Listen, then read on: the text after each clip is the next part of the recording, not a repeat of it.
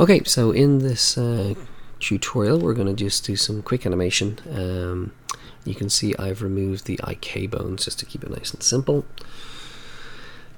So let's take our camera here, and we're going to go Alt-OR, Alt-G, and then we're going to rotate it by -90 and go G and just place it there. And then we're going to take our skeleton and we're going to rotate that 90 degrees. And actually what we're going to do, we're going to mirror it on Y. And then we can rotate it that way. Place it up here. And look through the camera. We're going to go G, X. And that's kind of roughly the position we want the arm to be in. So let's do some animation. So I'm going to click on the animation window. We've got our animation here. Now we're not going to worry too much about the camera. So I'm going to select the camera here. Oh, I'm in pose mode, so that's not going to work. So select the camera, and if I go to the camera settings, let's see, viewport display. So what I'm looking for is clipping. So clip start here. So I'm gonna make that as small as possible, and that just means that we won't get any errors here if we're too close to the camera. But it kind of doesn't really matter because we're going to replace this camera and with the camera in Unity anyway.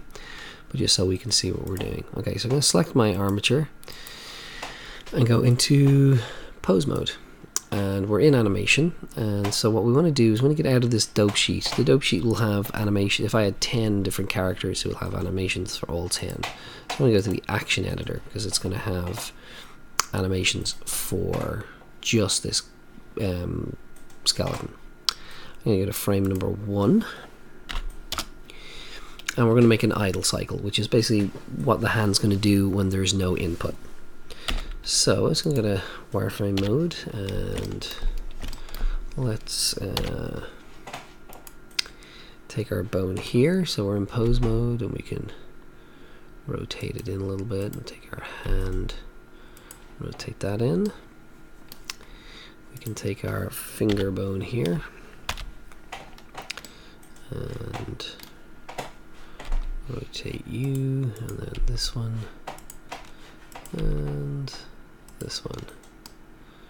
And I immediately see a problem. It's a left hand. Okay, so let's undo that and take, let's go to object mode, take the entire arm and go G, X, and go to that side. And let's be left-handed. Okay, so we'll go into wireframe and then pose mode. Okay, so let's, you can obviously see this is well planned. We take the hand and we'll turn it a little bit. And again, from the top, we'll come over here and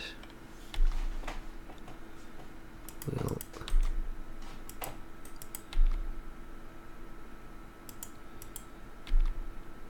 bring this around a bit. Do the same with this one.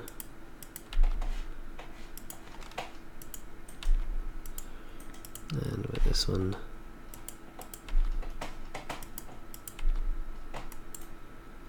And with that one.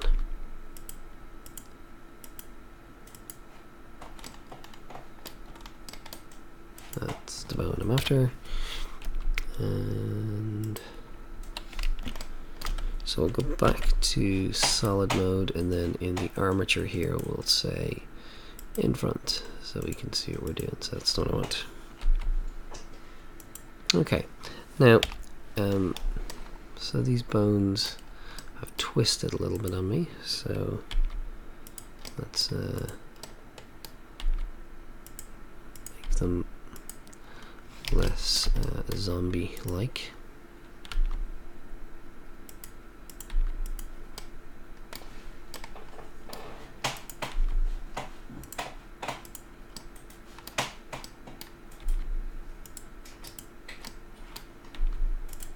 Okay. So that's my starting position. So let's bring the tom in a little bit. So I'll mind you.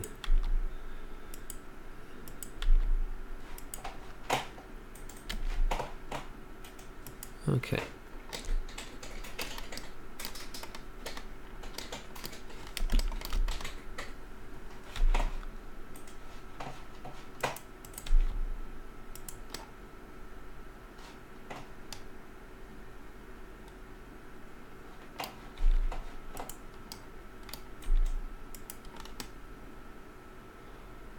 Okay, so I'm going to select all of these vertices here, all of the bones, and we're going to save them. So we're going to go insert keyframe on location and rotation. And we have saved them all here in our action editor. Now by doing that, we've created a new animation. It's called animation action, which is not a good name. So we're going to call it idle cycle, because that's what it is. And we want the idle cycle to be a loop, so I'm going to make it a full 250 frames long, and at 25 frames a second, that's 10 seconds. So I'm going to select this here, I'm going to go Shift D and just move this to 250. Now I'm going to just randomly pick a frame in the middle, so somewhere around 130, and I'm just going to move everything. Not very much. I'm just going to go G.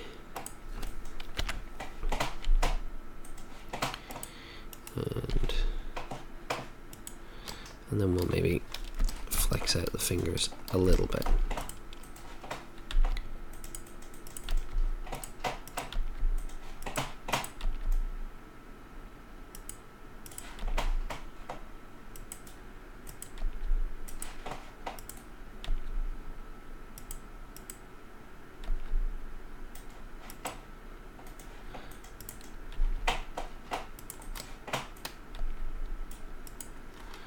Okay, and then we'll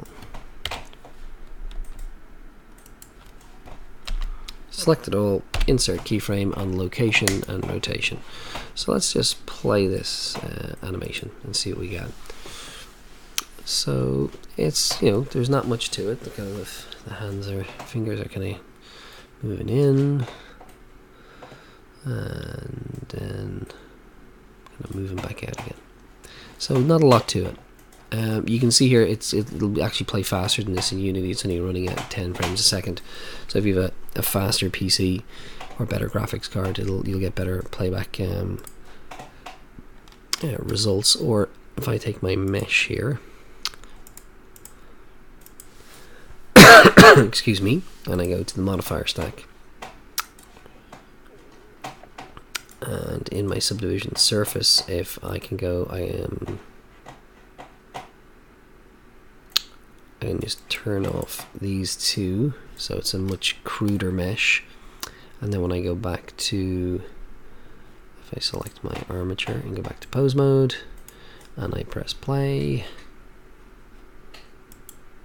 you can see here I'm playing back at actually 25 frames a second. So there's less geometry, so it's playing away. So it's actually playing backwards, I think, at the moment. But anyway, not to worry. Okay, so I have an animation. So we want to add another one. So how do we do that? So this little button here, we go create new action, and this one we'll call fireball. Okay, we'll fire a fireball. So what am I going to do with this to fire a fireball? Oops, I didn't do that. I'm going to open up my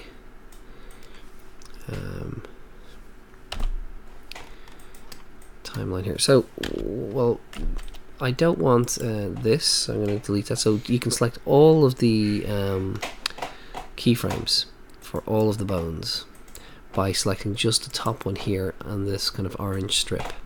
So I'm going to select this, and I'm going to press X and delete keyframes, and then select this one here, it's this whole one here, and I'm just going to go G and move it all the way back to say around frame 30. Okay, and then I'm going to set my endpoint to be 30. So now I need to scrub back now. And again, the start frame and the end frame are identical, and that's not an accident. We want it to loop, so we want it to start and finish with the same frame.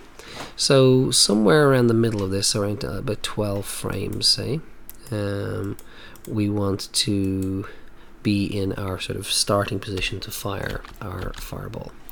So how are we going to do that? So I'm going to select this one here, and I'm going to rotate. Actually, I want to try and look down the arm, so I'm going to rotate this and rotate up and rotate that up and take the hand. Oops. I want to rotate the hand that way, but also that way. Now keep in mind, all that matters is how it looks here. So that's going to be my starting point. So I'm going to select all the bones and go I, insert rotation, and so now we should be able to see it. So it's going to go from there. Now I'm going to take this point here and go Shift D, duplicate it, and just give myself a bit of space to work in here. So I'm going to go to frame, say, a 17. So 17 is going to be where I'm actually releasing the fireball. So at that point, I have my hand will be furthest back, and maybe, oops, I'm going to drop my arm a little bit, move my hand back, and I'm going to open my fingers here just a little bit.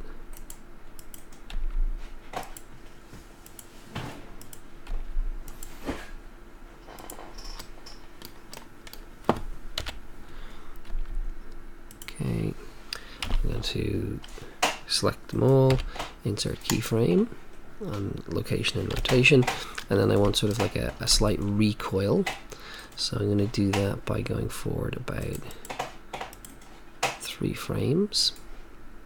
But again, I want, so this is going to go back down, this is going to go back. I'm going to open the fingers a good bit for this. Okay, and we can see that that has twisted, so we need to fix that.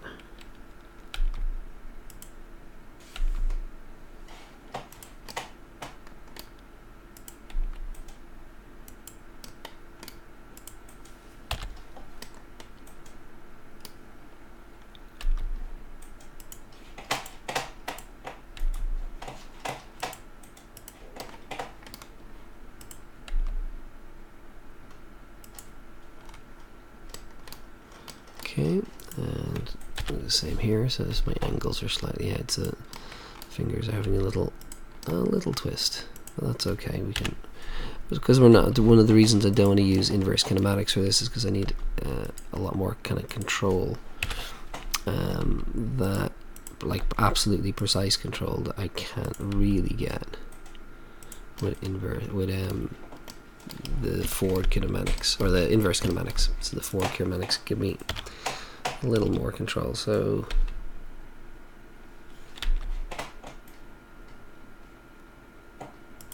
okay, I'm going to save that. Okay, so let's just scrub back. So in our idle cycle, we go up, we fire, and we go back down. So let's just press play and see what that looks like.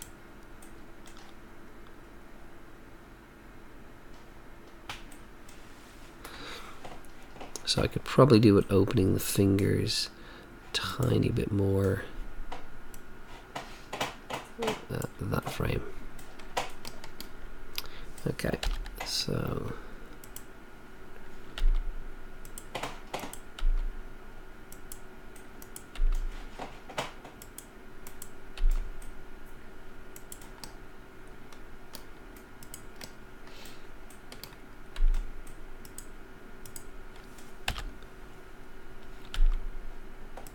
Okay. And save that, we'll write over. So now we'll play again.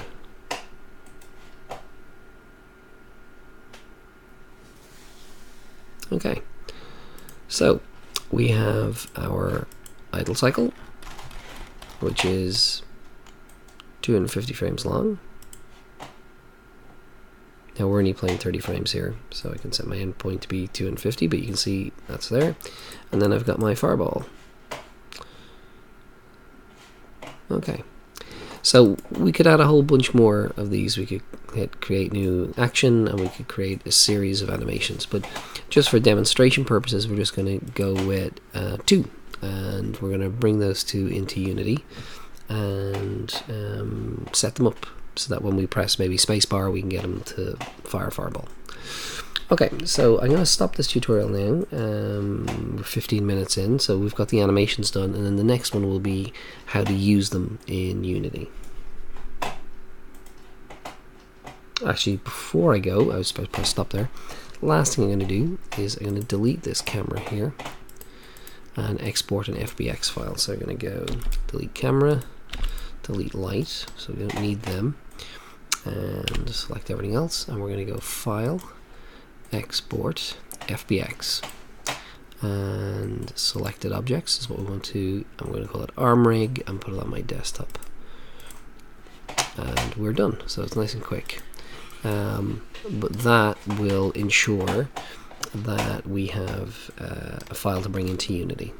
Okay, I'll leave it there for now.